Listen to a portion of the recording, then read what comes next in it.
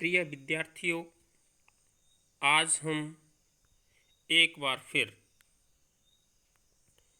कक्षा 12वीं की हिंदी पाठ्यपुस्तक अंतरा भाग 2 में संकलित प्रसिद्ध साहित्यकार निर्मल वर्मा द्वारा रचित यात्रा वृत्तांत जहाँ कोई वापसी नहीं की व्याख्या व प्रश्न अभ्यास के साथ उपस्थित हुआ हूँ।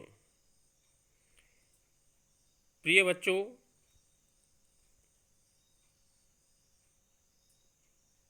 जहाँ कोई वापसी नहीं यात्रा वृत्तांत धुंध से उठती धुन संग्रह से लिया गया है। उसमें लेखक ने पर्यावरण संबंधी सरोकारों को ही नहीं, विकास के नाम पर पर्यावरण विनाश से उपजी विस्थापन संबंधी मनुष्य की यातना को भी रेखांकित किया है। लेखक का यह मानना है कि अंधाधुंध विकास और पर्यावरण संबंधी सुरक्षा के बीच संतुलन होना चाहिए, नहीं तो विकास हमेशा विस्थापन और पर्यावरण संबंधी समस्याओं को जन्म देता रहेगा और मनुष्य अपने समाज, संस्कृति और परिवेश से विस्थापित होकर जीवन जीने के लिए विवश होता होगा। औद्योगिक विकास के दौर में आज प्राकृतिक सौंदर्य किस तरह नष्ट होता जा रहा है, इसका मार्मिक चित्रण इस पाठ में किया गया है। यह पाठ विस्थापितों को अनेक समस्याओं को सहते हुए दिखाता है और उसका एक हृदयस्पर्शी चित्र प्रस्तुत करता है।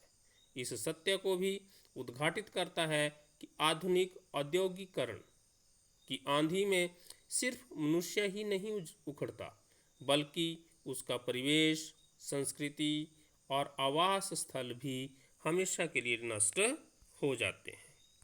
तो प्रिय बच्चों, जहाँ कोई वापसी नहीं शीर्षक से यह यात्रा वृत्तांत आपके सम्मुख रखा गया है। यह शीर्षक ही अपने आप में बहुत महत्वपूर्ण है। इस शीर्षक के माध्यम से लेखक कहना चाहता है कि आज़ाद भारतवर्ष ने विकास का जो पश्चिमी मॉडल चुना है, जिसमें विशालकाय बांध, बड़े बड़े कारखाने विकास के प्रतीक हैं, गलत सिद्ध हुआ है। विकास का यह रास्ता लाखों लोगों को विस्थापन और सांस्कृतिक विनाश पर ले जाता दिखाई देता है। अधिक उत्पादन और अधिक उपभोग का यह रास्ता भारतीय चिंतन से मेल नहीं खाता, जहाँ पर कम उपभोग अथवा संयम को आदर्श माना गया हो। सिंगरौली को आधार बनाकर लेखक कहता है कि अब इस रास्ते से पीछे लौटना संभव नहीं, परंतु यह रास्ता है विनाश का ही। हाँ, हम इस पाठ की व्याख्या करने के लिए कुछ मुख्य बिंदु लेंगे। इन मुख्य बिंदुओं के आधार पर ही हम इस पाठ की विवेचना करने का प्रयास करेंगे। सन 1983 में लोकायन संस्था की ओर से लेखक महोदय को सिंगरौली की हालत का अध्ययन करने के लिए जाने का मौका मिला, क्योंकि वहाँ पर एक अमरौली प्रोजेक्ट के अधीन उद्योग लगने वाले थे। यह अमरौली गांव यह अमरौली क्षेत्र 18 गांवों का एक क्षेत्र था, जिसकी आबादी लगभग 50,000 थी, जिसमें एक अमझर नाम का गांव भी था। इस गांव में आम के बहुत ज़्यादा बगीचे हुआ करते थे और बरसात के मौसम में जब आम पकने लगते थे तो हवा से आम गिरते रहते थे, इसलिए इस गांव का नाम अमझर पड़ा था। जब से क्षेत्र में प्रोजेक्ट लगने की घोषणा हुई, तब से आम लगने ही बंद हो गए। प्रकृति भी यहाँ के लोगों के उजड़ने के भय से मानो स्तब्ध है। जब लोग उजड़ जाएंगे तो पेड़ों का फलना किस काम आएगा। शायद यही सोचकर प्रकृति ने पेड़ों पर आम नहीं दिए। टिहरी गढ़वाल में लोगों ने पेड़ बचाने का चिपको आंदोलन चलाया था, लेकिन यहाँ आम के पेड़ मनुष्य के उजड़ने के दुख में अपने को मिटाने का प्रयास कर रहे हैं। यहाँ पर लेखक ने अमरौली क्षेत्र के शांत, समृद्ध और सुखमय जीवन का चित्रण प्रस्तुत किया है कि किस तरह से लोग जो हैं वो धान की खेती करते हैं, खेतों में धान रोपती स्वस्थ सुंदर स्त्रियां गांव में विस्थापित होकर जब शहरों की गंदी बस्तियों में रहेंगी और सड़कों पर रोड़ी कूटेंगी, यह सोचकर लेखक दुखी हो उठता है।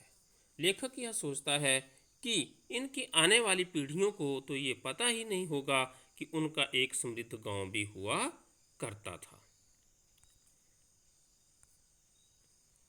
और ये लोग आधुनिक भारत के नए शरणार्थी कहलाएंगे। नए शरणार्थी इसलिए कहलाएंगे क्योंकि यह अपने भरे पूरे गांव को छोड़ करके दूसरे स्थानों पर जाकर के झुग्गी और झोंपड़ी एरिया बना करके वहाँ पर रहेंगे। दो तरह का विस्थापन जो है वो होता है, एक होता है प्राकृतिक विपदाओं के कारण और दूसरा औद्योगिकरण के तूफान के कारण। विपदाओं के कारण विस्थापित लोग जो हैं वो विपदा निपटने के बाद जो है वो वापस अपने स्थान पर चले जाते हैं, लेकिन औद्योगिकरण के कारण जिन्हें अपना स्थान छोड़ना पड़ता है वो कभी भी वापस नहीं आ पाते हैं। इसी यात्रा वृतांत में निर्मल वर्मा जी जो है वो सिंगरौली के इतिहास और भूगोल का भी बहुत सुंदर चित्रण करते हैं। सिंगरौली की ज़मीन उपजाऊ और जंगल समृद्ध है। यहाँ के खेरवार जाति के आदिवासी राजा राज करते थे। बाद में इसका आधा हिस्सा रीवा राज्य ने जीत लिया और अपने राज्य में मिला लिया। यहाँ के जंगलों में कत्था, बांस, महुआ और शीशम के पेड़ उगते हैं और पहाड़ों में असीम खनिज भंडार हैं। बाहरी दुनिया से कटा सिंगरौली काला पानी कहलाता था, परंतु अपनी संपदा और प्राकृतिक सौंदर्य के कारण यह स्वर्ग था। कहते हैं इसका पुराना नाम श्रृंगावली अर्थात पर्वत श्रेणी था, जो बिगड़कर सिंगरौली बन गया। यहाँ की जो प्रचुर संपदा थी, उसी संपदा का दोहन करने के लिए सरकार ने दो विभागों की रचना कर डाली, सेंट्रल कोल फील्ड और दूसरा National Super Thermal Power Corporation. इन दोनों विभागों ने चारों तरफ सिंगरौली में पक्की सड़कें और पुल बनाए, वाहन दौड़ने लगे, यहाँ का शहरीकरण हुआ और शोषण का दौर प्रारंभ हुआ। और इस शोषण के दौर में वहाँ के हरे भरे जंगल खत्म हो गए। जो बैकुंठ होता था अपने अकेलेपन की वजह से काला पानी कहा जाता था, वहाँ पर अब उद्योगों का केंद्र बन गया। सरकारी अफसरों के काफिले यहाँ चारों ओर घूम घूम कर यहाँ की संपदा का दोहन करने के तरीके ढूंढने लगा। जैसे मृत पशु के पास मंडराने वाले गिद्धों और चीलों के जैसे ये अधिकारी वहाँ पर चारों ओर घूमते हुए दिखाई देने लगे। हाँ, जो यहाँ पर औद्योगिकरण का तरीका अपनाया गया, वो औद्योगिकरण का तरीका जो था वो पाश्चात्य संस्कृति से प्रभावित था। यहाँ पर लेखक कहता है कि पाश्चात्य संस्कृति के जो लोग थे उनका प्रकृति के साथ जो संबंध था वो उपभोग का संबंध था। वो केवल प्रकृति को उपभोग की वस्तु के रूप में ही देखते थे, लेकिन जहाँ तक हमारी भारत की पर्यावरण संबंधी चिंताएं हैं वो थोड़ी सी अलग हैं। जहाँ यूरोप के लोग अपनी संस्कृति को अपने म्यूजियमों और संग्रहालयों में जमा देखते हैं, वहीं हम लोग प्रकृति के साथ अपने रिश्ते जोड़ते हैं। हम धरती को माता कहते हैं, हम नदियों को माता के नाम से जानते हैं, हम पेड़ों के साथ भी अपने संबंध दिखाते हैं और एक संतुलन बनाने का प्रयास करते हैं। लेकिन स्वतंत्र भारत की सबसे बड़ी ट्रेजेडी यही रही कि यहाँ के शासक वर्ग ने औद्योगिकरण का जो मार्ग चुना वो मार्ग पश्चिमी देशों की देखा देखी चुना। उनकी नकल में योजनाएं बनाते गए और उन योजनाओं को बनाते समय प्रकृति, मनुष्य और संस्कृति के बीच का जो नाजुक संतुलन हमारी संस्कृति में बना हुआ था वो किस तरह से नष्ट हो गया ये पता ही नहीं चला। हमने जो विकास के मॉडल बनाए उनके लिए हमने अपनी मर्यादाओं, अपनी शर्तों का ध्यान बिल्कुल भी नहीं रखा। लेकिन जो मॉडल हमने चुन लिया है उसी मॉडल के परिणाम स्वरूप जो है वो आज पूरे भारतवर्ष में ही नहीं बल्कि पूरे संसार में पर्यावरण का संकट उत्पन्न हुआ है, क्योंकि हम अब उपभोगवादी संस्कृति के शिकार हो गए हैं। तो यही थे जो कुछ महत्वपूर्ण बातें इस यात्रा वृतांत में रही थीं। अब इसके बाद जो है वो हम कुछ प्रश्न जो अभ्यास में भी डाले गए हैं उनको करने का प्रयास करते हैं। पहला प्रश्न है, अमझर से आप क्या समझते हैं? अमझर गांव में सूनापन क्यों है? सिंगरौली क्षेत्र में 18 गांव थे, उनमें एक गांव का नाम अमझर था। वहां पर बहुतायत में आम होते थे, हवा के झोंकों से आम झड़कर गिरते थे। 1983 में जब लेखक निर्मल वर्मा वहां गए तो उन्होंने पाया कि 2-3 वर्ष पहले जब वहां औद्योगिक क्षेत्र बनाने की घोषणा हुई तब से पेड़ों पर आम लगने बंद हो गए। शायद प्रकृति भी मनुष्य से सहानुभूति दिखा रही थी। जब मनुष्य उजड़ जाएगा, विस्थापित होगा, तो प्रकृति फल फूल कर वहां क्या करेगी? दूसरा प्रश्न, आधुनिक भारत के नए शरणार्थी किन्हें कहा गया है? पुराने समय में लोग अपने घरबार से विस्थापित या तो प्राकृतिक विपत्तियों जैसे भूचाल, बाढ़ आदि में होते थे या फिर युद्धों आदि में। विपत्ति समाप्त होने पर वे पुनः लौट आते थे। लेखक के अनुसार आधुनिक भारत के नए शरणार्थी वे लोग हैं जो कि विकास की नई नई योजनाओं जैसे बांधों तथा विशाल कारखानों के बनने से शरणार्थी बनने को विवश होते हैं। ये मनुष्य निर्मित विपदा के शिकार हैं, इनके लिए वापसी संभव नहीं है। इन्हें ही आधुनिक भारत के नए शरणार्थी कहा गया है। प्रश्न नंबर 3, प्रकृति के कारण विस्थापन और औद्योगिकरण के विस्थापन में क्या अंतर है? प्राकृतिक विपत्तियों जैसे भूकंप, बाढ़, आग आदि के कारण लोगों को विस्थापित होना पड़ता है, अपने घर बार छोड़ने पड़ते हैं।